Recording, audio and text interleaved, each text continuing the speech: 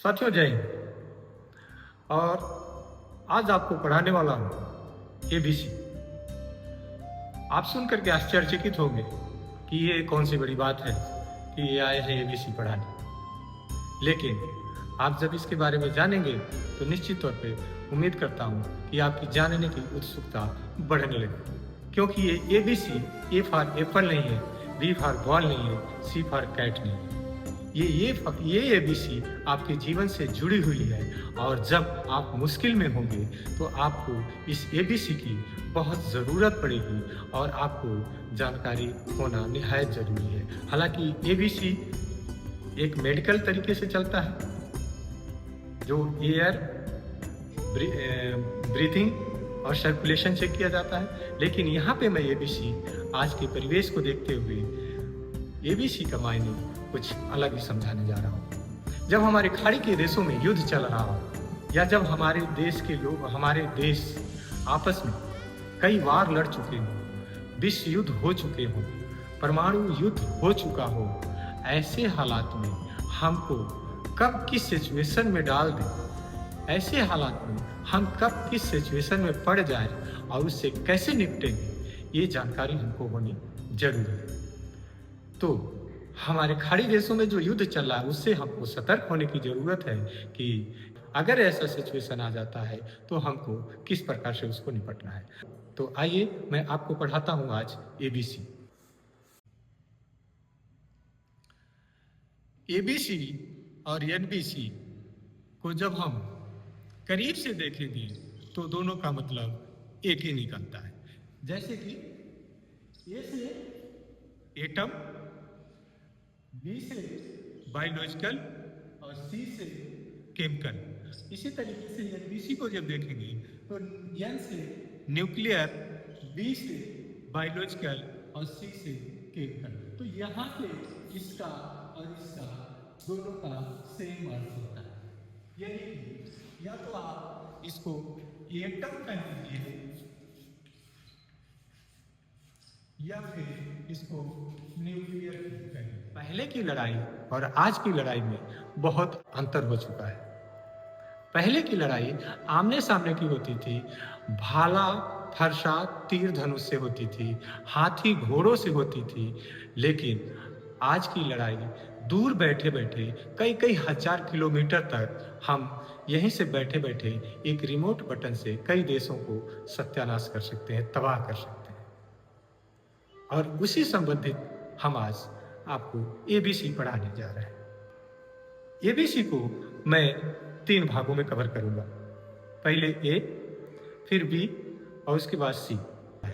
आप जानते हैं कि हिरोशिमा नागासाकी हमारे देश में या पूरे विश्व के किताबों में पढ़ाया जाता है कि हिरोशिमा नागासाकी पे अमेरिका द्वारा किया गया एटम बम का प्रयोग किस प्रकार से दुष्प्रभावी रहा। क्यों डरते हैं हम सिर्फ किताबों में पढ़े हैं, सुने हैं, देखे नहीं हैं और न उसका अनुभव किए हैं। लेकिन अगर कभी ऐसा होगा तो क्या हम कर पाएंगे? हम इससे इतना भयभीत क्यों होते हैं? हमें भयभीत होने की जरूरत क्या है? क्योंकि हम कभी उस परिवेश में नहीं रहे हैं। और यहाँ पे एक बहुत मार्के की बात बताना चाहूँगा कि जब आप मुश्किल में होते हैं किसी भी सिचुएशन में, चाहे घरेलू हो चाहे कहीं किसी भी तरीके का सिचुएशन हो, तो उस सिचुएशन में आपको 2 चीज काम आती है। जब आप उस सिचुएशन में आएंगे तो उस सिचुएशन में 2 चीज काम आती है। एक तो किसी के बताए हुए तरीके से कि अगर ऐसा सिचुएशन आएगा तो आपको क्या करना है, और दूसरा कि आप उस सिचुएशन से पहले गुजर चुके हो, तब जाकर के आप उस सिचुएशन से निकल पाएंगे। दुनिया आपस में लड़ेगी, परमाणु युद्ध का जब आगाज होगा या परमाणु युद्ध जब लड़ा जाएगा तो उसके क्या सिम्टम्स होंगे हम उसको जानेंगे। जब युद्ध में जब कोई देश हारता हुआ दिखता है, जब उसको लगता है कि मैं अपनी सारी शक्ति खत्म कर चुका हूँ या मेरे सारे सोर्सेस खत्म हो रहे हैं, मेरी सारी सुविधाएं बंद होने जा रही हैं, अब मेरे पास कुछ भी नहीं है, तो वो अपना लास्ट हथकंडा अपनाता है परमाणु बम। तो परमाणु बम का जब विस्फोट होगा बहुत बड़ा आग का गोला बनता है। पाउंड के हिसाब से ही उसकी मारक क्षमता तय की जाती है कि कितने बड़े शहर को हमने टारगेट करना है और उसके लिए कितनी बड़ी परमाणु बम बनाने की जरूरत है। अब साथियों, हम लोग यहाँ पे जानेंगे कि परमाणु बम का असर कितनी देर तक रहता है। मुख्य रूप से परमाणु बम का असर 3 मिनट तक रहता है। पहला, दूसरा, तीसरा। अब पहले वाले में ये जहां पे ब्लास्ट होगा, पहला स्टेज होता है। जब परमाणु बम ब्लास्ट किया जाएगा तो वो पहला स्टेज होता है और पहले स्टेज में किसी का भी बचना मुश्किल होता है। पहले स्टेज में 100% कैजुअलिटी है। हम उम्मीद नहीं कर सकते कि हम बच जाएंगे, कोई चांस नहीं। दूसरा स्टेज तब आता है जब तकरीबन 1 या 1.5 मिनट का समय गुजर चुका होता है, लेकिन उसका असर किधर को होगा। दूसरे स्टेज में 1 मिनट से 1.5 मिनट का समय होता है। उस पीरियड में आदमी को या किसी मनुष्य को या किसी जीव को लगता है तो शरीर पे पूरे फफोले पड़ जाएंगे, बहुत बुरी तरीके से, जैसे आग में जला हुआ आप लोग देखते हैं, इस प्रकार से फफोले पड़ जाएंगे और किसी शरीर का अंग लकवा मार देगा या वो विकलांग हो जाएगा, वो काम नहीं करेगा। तीसरा स्टेज हमारा चलता है जिसमें हमें उम्मीद होती है कि हम लोग बच जाएंगे। ये दूसरे स्टेज से थोड़ा डाउन होता है। इसमें भी शरीर पे हमारे फफोले पड़ जाएंगे, छाले पड़ जाएंगे और किसी शरीर पे अगर ज़्यादा लग गया तो वो दूसरे स्टेज का ही काम करेगा, लेकिन दूसरे स्टेज से थोड़ा सा लो होता है।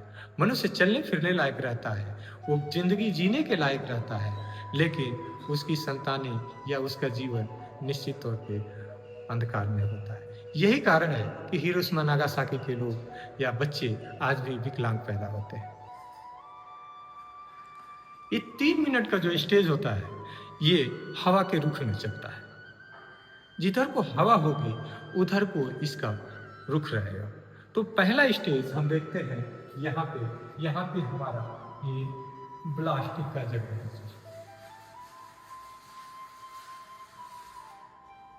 ये है हमारा ब्लास्टिंग का जगह। तो ये ब्लास्टिंग की जगह पे हमें कोई बचने का चांस नहीं होता है, यानी कि कैजुअलिटी लगभग 100% होती है। अब यहाँ से हमारी हवा, मान लीजिए कि हमारी हवा मान लीजिए इधर को चल रही है, ये डायरेक्शन है।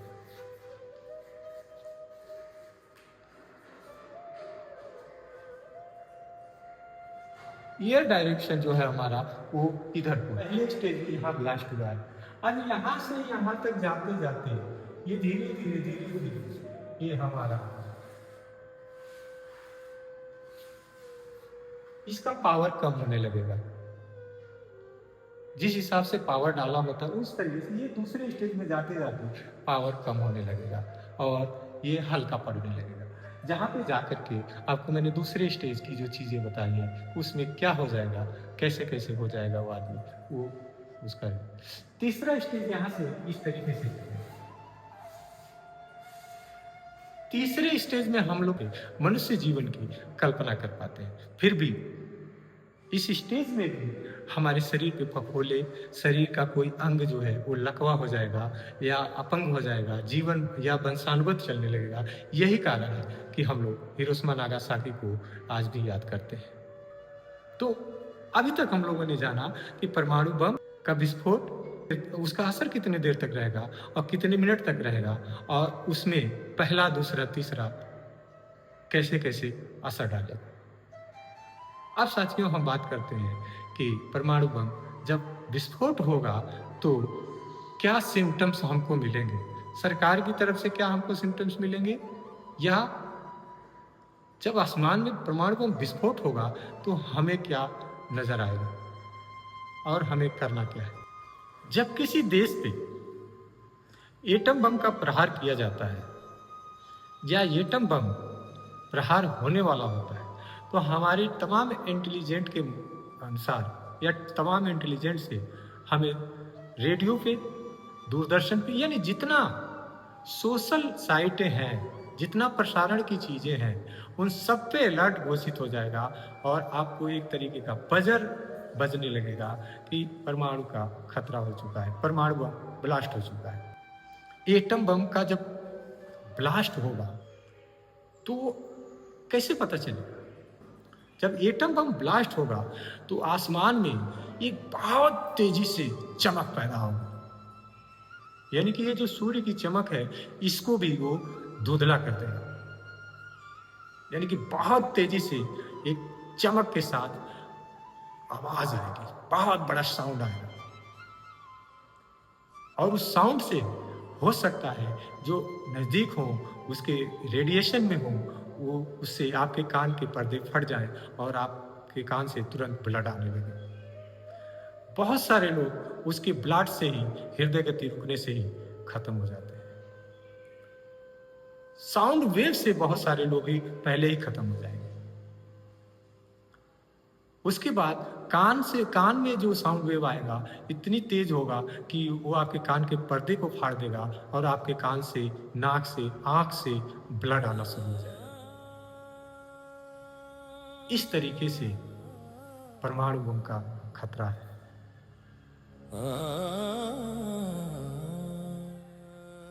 यदि ऐसा हो जाता है, यदि आपकी जानकारी में कहीं किसी क्षेत्र में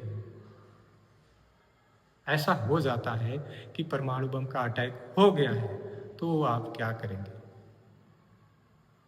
इसीलिए परमाणु बम से बचने के लिए सबसे ज़्यादा सेना के लोगों को अवेयरनेस में रखा जाता है।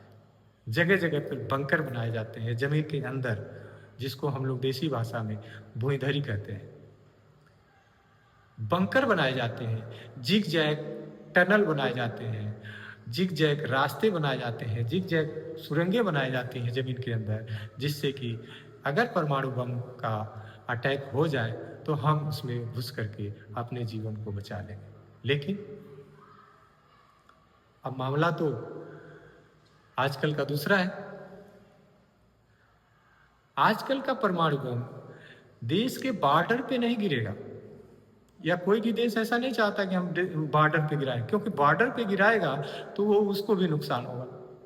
तो इसलिए वो लोग क्या करते हैं, देश की राजधानियों को या बड़े बड़े महानगरों को, जो कैपिटल है, उनको वो लोग निशाना बनाने की कोशिश करते हैं। तो सबसे ज़्यादा खतरा किसको है? देशवासियों। सेना के लोगों के पास जिगजैग टनल है, बंकर है, वो कोशिश करके बच सकते हैं।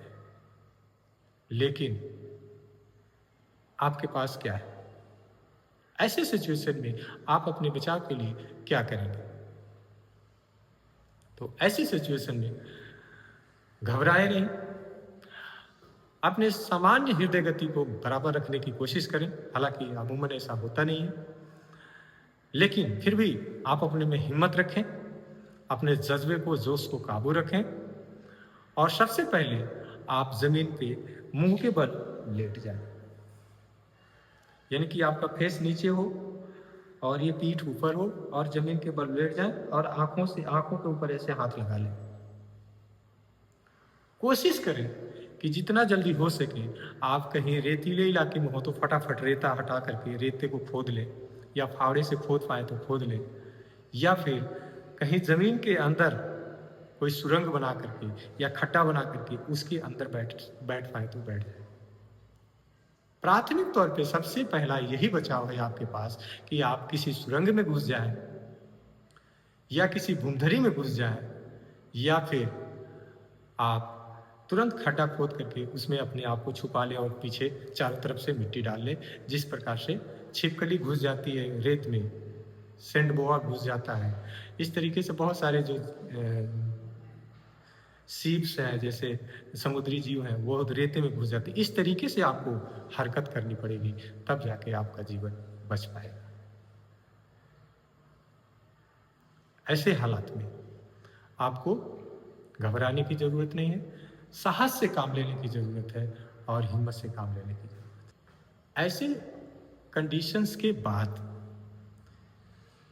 अगर हमारी जिंदगी बच गई, आपको बहुत तेजी से प्यास लगेगी और भूख लगेगी, तो आप जैसे ही उसका असर खत्म होगा और आप थोड़ा अपने आप को फ्री महसूस करेंगे, तो तुरंत पानी कोशिश करेंगे कि पानी चाहिए हमको। आपको बहुत तेजी से प्यास लगेगी और भूख लगेगी, तो आप जैसे ही उसका असर खत्म होगा और आप थोड़ा अपने आप को फ्री महसूस करेंगे, तो तुरंत पानी कोशिश करेंगे कि पानी चाहिए हमको।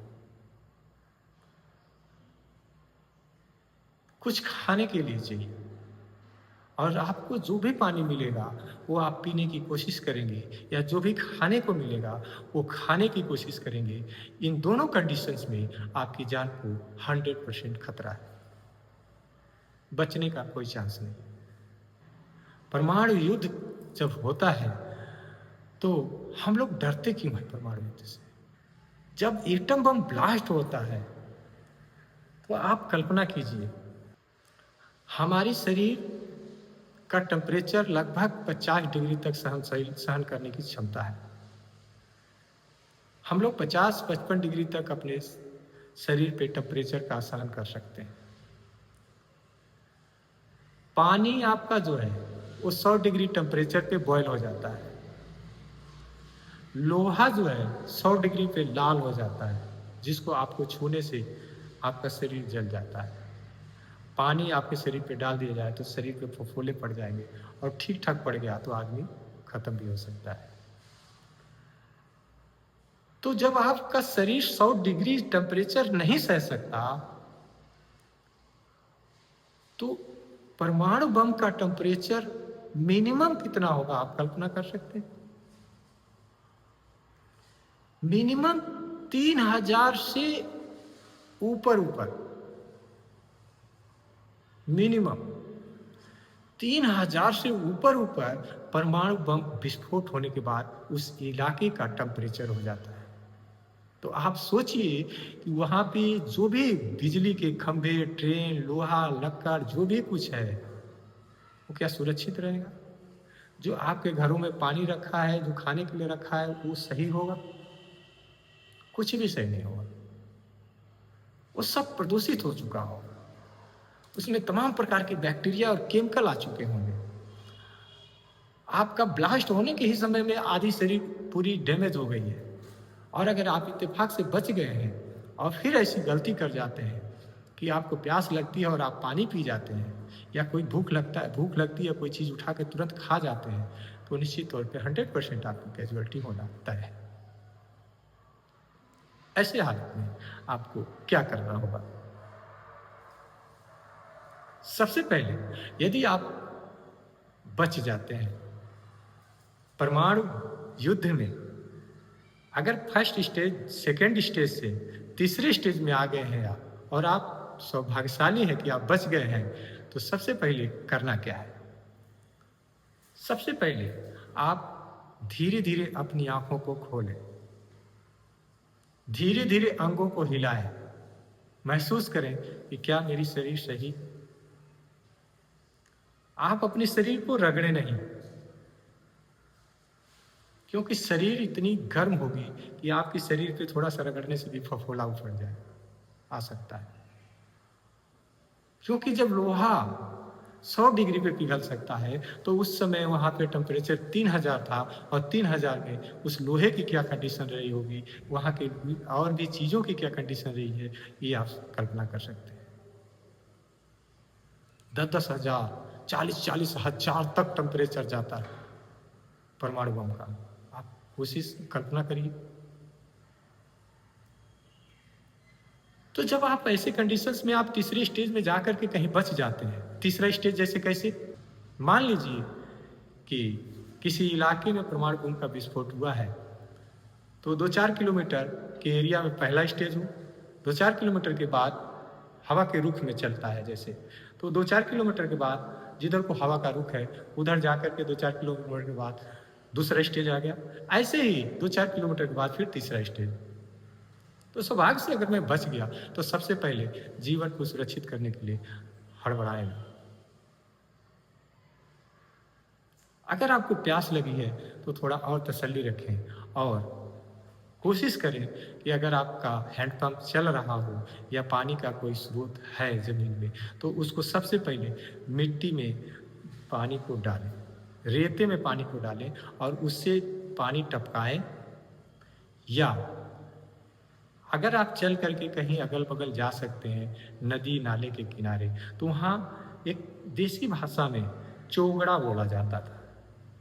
जैसे कि पहले के लोग नदी किनारे जाते थे और एकदम सतह के किनारे ही खनते थे, रेत को हटाते थे, तो उसमें से पानी निकलने लगता है।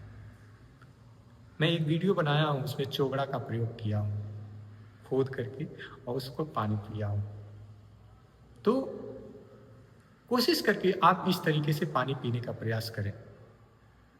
खाने की जो भी चीज़ें हैं, तो आप उसको सबसे पहले क्या करें, किसी भी चीज़ को डायरेक्ट ना हाथ लगाएं। किसी भी चीज़ को डीएक्टिवेट करने के लिए मिट्टी बहुत गुणकारी होती है। तो सबसे पहले ज़मीन की मिट्टी को खोदें, कोशिश करें कि 1 आध फीट तक खोद लें, उसके नीचे वाली मिट्टी निकालें और उसके बाद जिस वस्तु को पकड़ना है उसके ऊपर पहले लगाएं और उसको रगड़ करके और फिर धीरे-धीरे उस चीज़ को उठाएं। चाकू-वाकू पे पकड़ना है चाकू तो उसको पहले रगड़ लें और फिर उसका 2 मोटा परत काट करके हटा दें और उसके अंदर की चीज़ें खाने की कोशिश करें, जिससे कि जो बैक्टीरिया है ऊपर लगी हुई है, वो बैक्टीरिया आराम से हट जाए और उसको आप खा पाएँ। तो इस प्रकार से एटम बम का युद्ध होता है और इसलिए हम लोग एटम बम से डरते हैं